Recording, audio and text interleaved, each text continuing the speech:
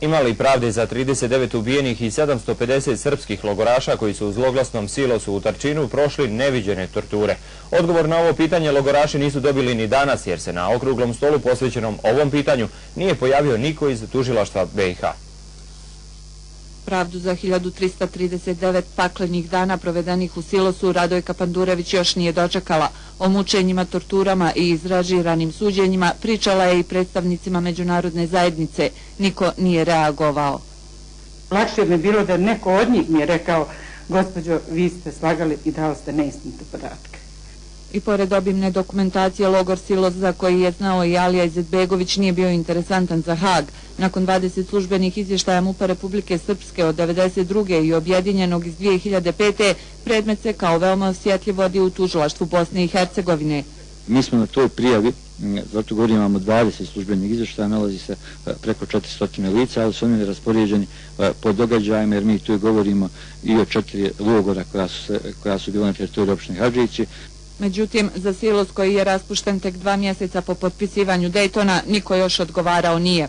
To je najžalosnije u svemu tome, ne samo da nije odgovarao, već nije ni pozvano tužilaštvo Bosne i Hercegovine da da iskaz, među kojima su Hujić, Bećir i ostala Ološ i Bavra koji su osnovali taj silos. A iz BiH tužilaštva standardan odgovor kako se na ovom predmetu intenzivno radi. U tom predmetu uzeti su iskazi od većeg broja svjedoka, također predstoji posao još veliki da se uzmu iskazi od određenog broja svjedoka, jer je jako puno svjedoka u ovom konkretnom predmetu.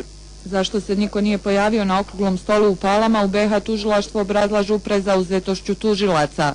I smatramo da se oni nisu pojavili jer nemaju čime da se pojave i nemaju čime da izađu, da pogledaju oči porodicama stradalih civilnih žrtava.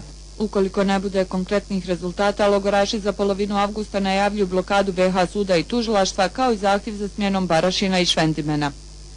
U Okružnom sudu Istočno Sarajevo održane završne riječi u predmetu protiv Jusufa Ahmetovića, kojeg optužnica tereti za ratni zločin protiv civilnog stanovništva na području opštine Milići 1992. godine. Tužilaštvo je zatražilo da optuženi bude proglašen krivim i da mu se produži pritvor. Dokazi koji su izneseni nedvosmisleno potvrđuju da je Ahmetović počinio zločin 21. maja 1992. godine, kada je iz zasjede u mjestu Žutica ubijeno 8 srpskih civila. A o zločinu u sarajevskom naselju Pofalić večeras u emisiji Nekad bila. U studiju u Istočnom Sarajevu je Siniša Mihajlović. Siniša, dobroveče. Dobroveče. 16. maja 1992. godine jedinice takozvane teritorijalne odbrane Republike Bosne i Hercegovine počinile su stravičan zločin na Pofalićima, sarajevskom naselju sa većinskim srpskim stanovništvom. Danas se zločin na Pofalićima u Sarajevu slavi kao velika pobjeda. Srbi imaju drugačiji pogled na 16. maj i datume koji su uslijedili neposredno nakon njega. Na programu smo nakon dnevnika. Prema iskazima preživjelih u sarajevskom naselju Pofalići, 17. maja 1992. godine likvidirano je oko 200 Srba, uglavnom žena, dece i starijih osoba.